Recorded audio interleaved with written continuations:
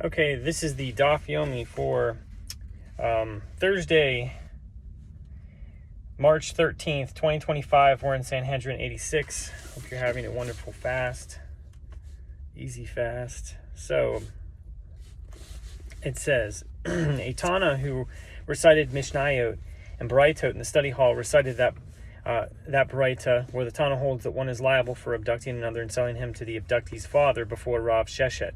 Rav Sheshet said to him, I teach that Rabbi Shimon says, from the term of his brethren, it is derived that there is no liability unless he removes the abductee from the domain of his brethren, and you say that one who sells the abductee to his father is liable.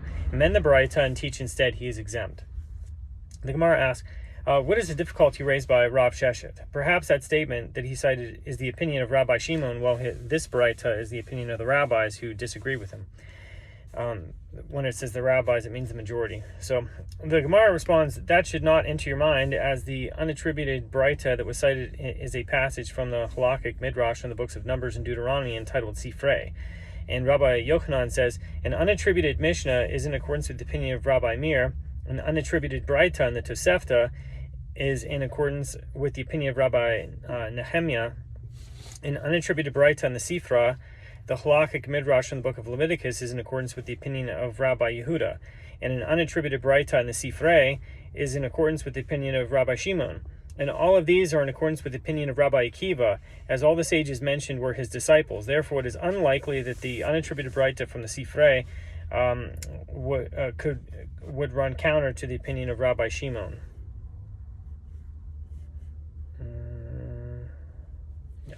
Okay, this Mishnah teaches that there is a dispute between Rabbi Yehuda and the rabbis with regard to the liability of one who abducts his son. The Gemara asks, what is the reason for the opinion of the rabbis who deem him exempt? Abaye said, it is derived from the verse that states, if a man shall be found abducting a person of his brother, in Deuteronomy 24, verse 7, to exclude one who is already found in the custody of the abductor before the abduction. Since the son is already in the custody of his father, the father is not liable for abducting him. So Rav Papa said to Abaye, if that is so, then the verse, if a man shall be found lying with a woman married to a husband, then they shall both of them die, Deuteronomy 22:22, may also be interpreted, if a man shall be found, to exclude one who was already found. So too would one say that adulterers are exempt from liability if they commit adultery in, for example, the house of so-and-so, where the married women are commonly found and they have a pre-existing reputation for licentiousness. Abaye said to Rav Papa, the rabbi's opinion is derived from the phrase, or if he is found in his possession, he shall be put to death. Exodus 21:16, from which I am saying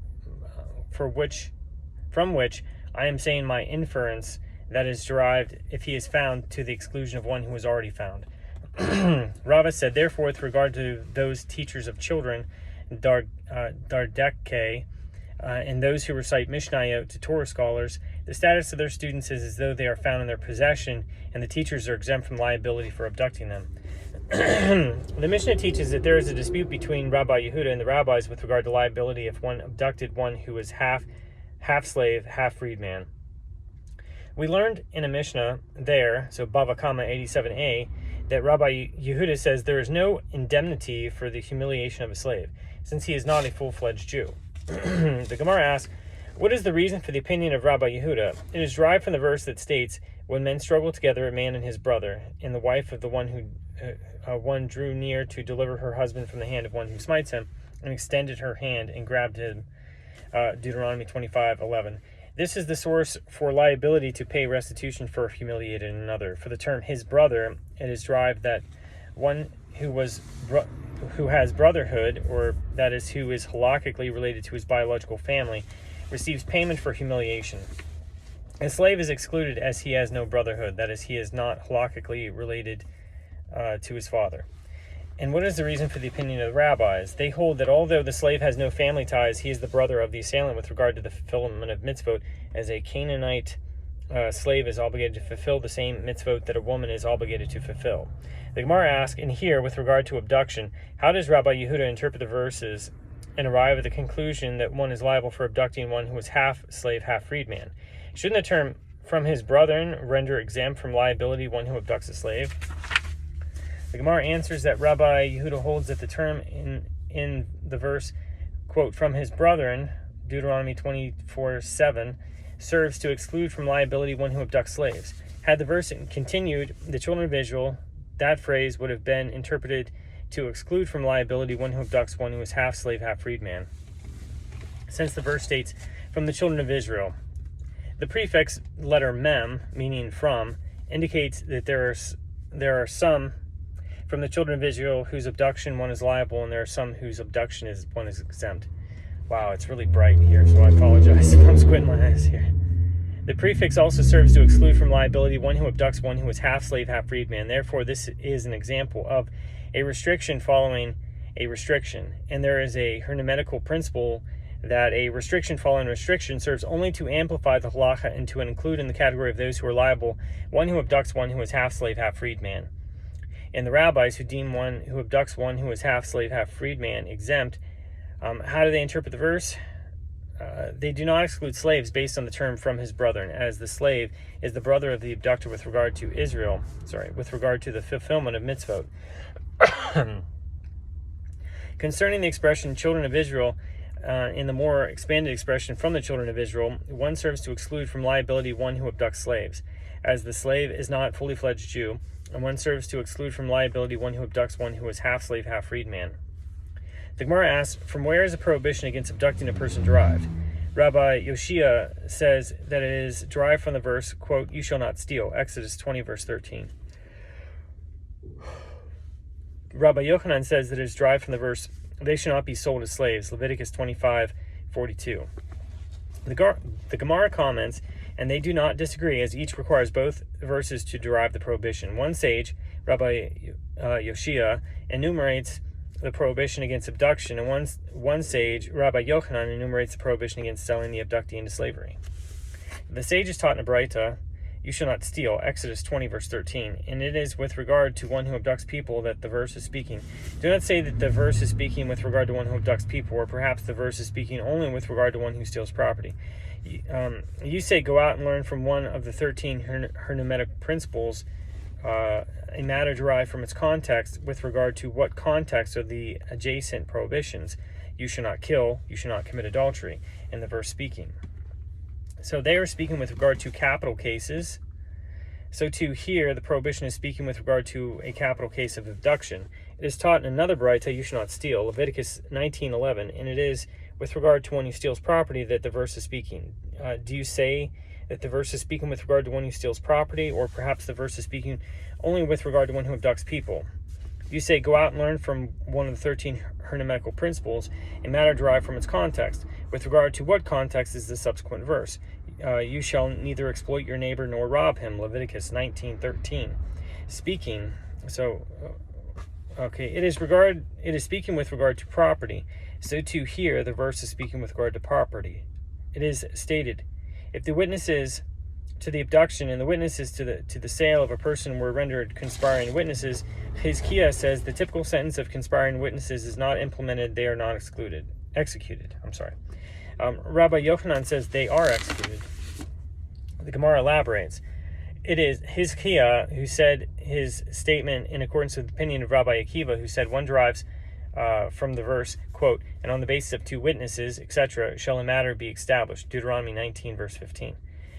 That the testimony of witnesses is valid only when they attest to an entire matter, but not to half a matter, since each pair of witnesses provides testimony concerning only half the transgression for which the perpetrator would be liable. That is, they each testify to only the abduction or the sale. The testimony of each pair is not valid. Therefore, when they are deemed conspiring witnesses, they are not executed. And Rabbi Yochanan says his statement in accordance with the opinion of the rabbis, who said that one derives from the verse that the testimony is valid when they testify with regard to another matter, and even when they testify with regard to half a matter. Since the testimony of the two pairs of witnesses together constitutes complete testimony, they are rendered conspiring witnesses, they are executed. The Gemara notes, and Hizkiah concedes with regard to the final witnesses of a stubborn and rebellious son who are rendered conspiring witnesses, they are executed. A stubborn and rebellious son is executed only if witnesses testify that he engaged in gluttonous and drunken conduct and he was flogged. And then a second pair of witnesses testifies that he again engaged in gluttonous and drunken conduct. His death sentence is based solely on the testimony of the second pair, as the first witnesses could say, it is in order to flog him, not to execute him, that we came to court. And these other witnesses, through their testimony, are the ones who did this to him. That is, they are responsible for the entire matter of his execution, are therefore liable to be executed for giving conspiring testimony. Rav Papa objects to this. If so, and Hezkiah concedes to Rabbi Yochanan in the case of the final testimony of the stubborn and rebellious son, let them also execute the witnesses to the sale of one who was abducted, as the witnesses to the abduction could say, it is in order to flog the abductor, not to execute him, that we came to court. And if you would say that Hezkiah holds that one who abducts another and does not sell him is not flogged, it is difficult. But wasn't it stated with regard to witnesses to the abduction who were rendered conspiring witnesses prior to the testimony of the witnesses to the sale? Hezkiah and Rabbi Yochanan disagree. One says they are flogged, and one says they are not flogged. And we say it may be concluded that it is Hezkiah who said that they are flogged, from the fact that Hezkiah said they are not executed. Okay, since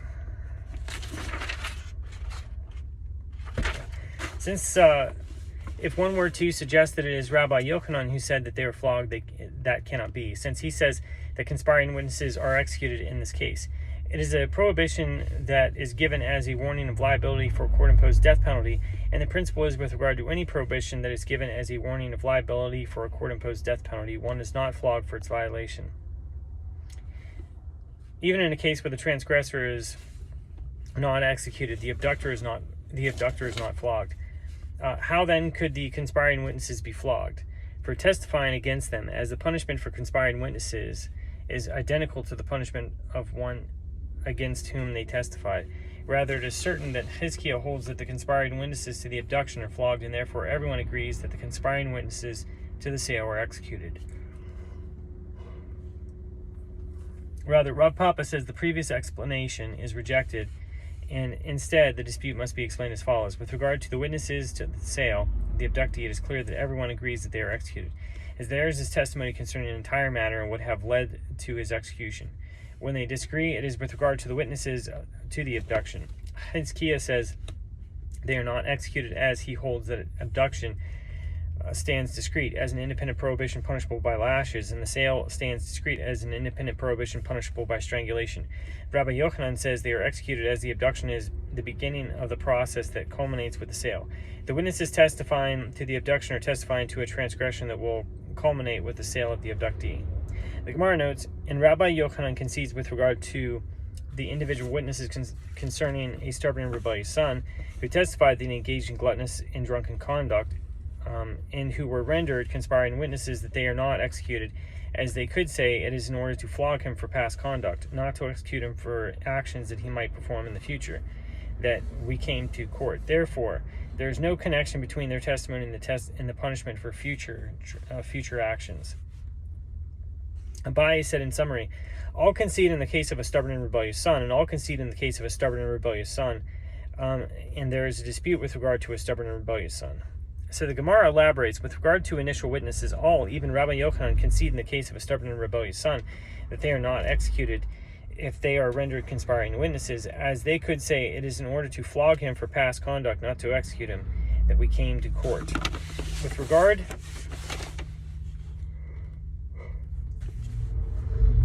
to the final witnesses, all, even Hezkiah, concede in the case of a stubborn and rebellious son, that they are executed if they are rendered conspiring witnesses, due to the fact that the initial witnesses could say it is in order to flog him for past conduct that we came to court. And these final witnesses are the ones who did this to him. That is, they are responsible for the entire matter of his execution, and therefore liable to be executed.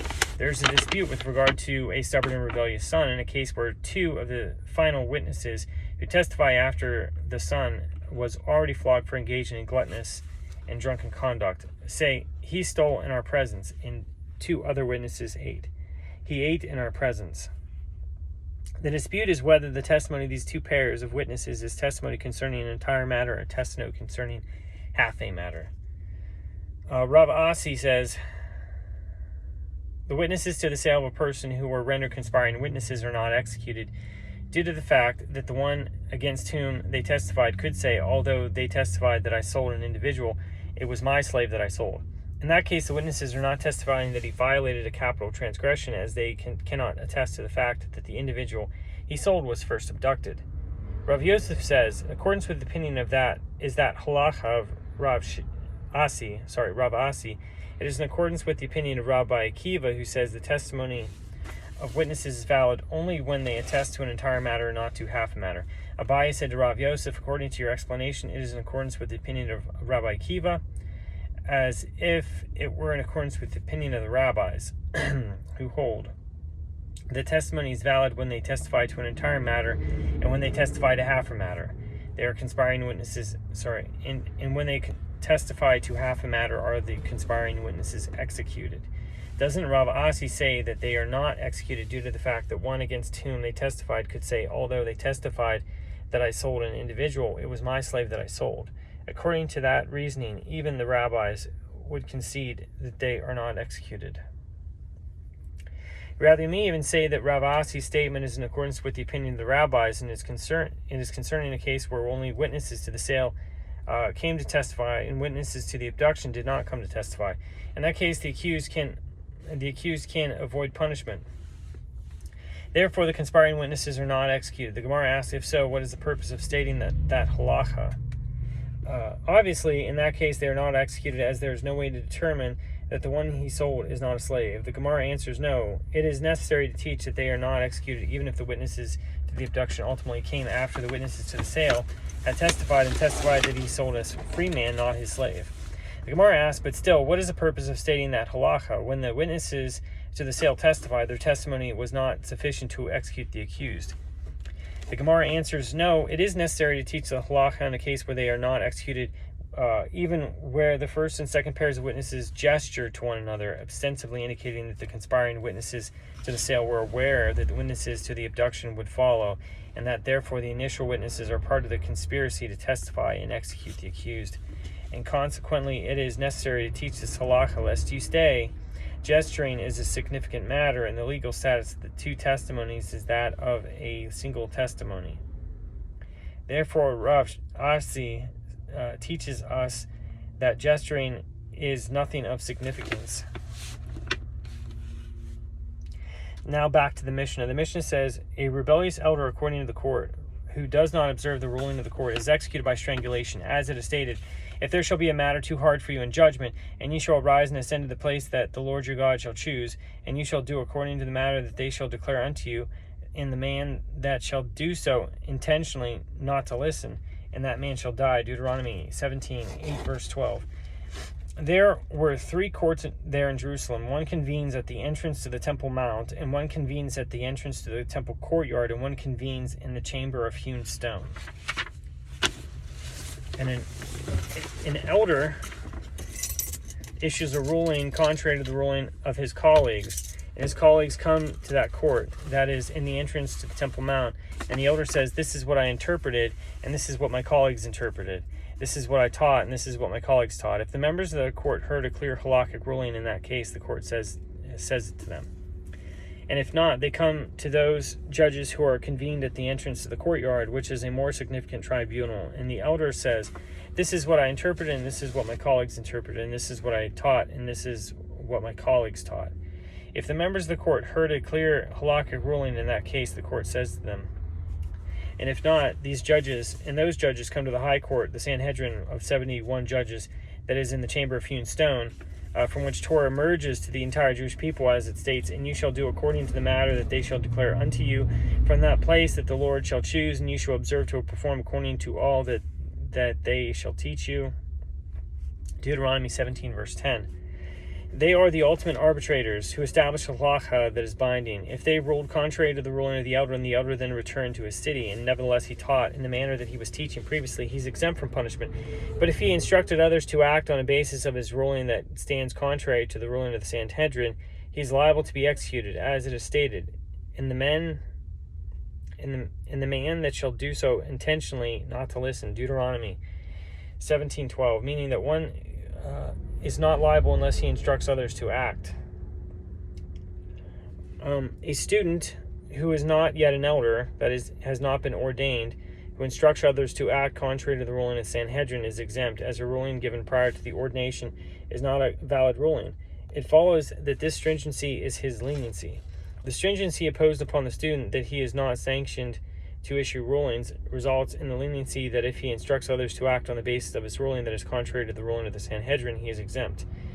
The Gemara says, the sage is taught with regard to that which is stated. If there shall be a matter too hard for you in judgment, between blood and blood, between plea and plea, between mark and mark, even matters of controversy within your gates, then you shall arise and ascend to the place that the Lord your God shall choose. Deuteronomy 17, verse 8. If there shall be a matter too hard, so ye paleh for you. And then it continues on into Daf 87. So that's the end. Thank you. Have a wonderful Purim. Eat well tonight. Have a wonderful Shabbat as well.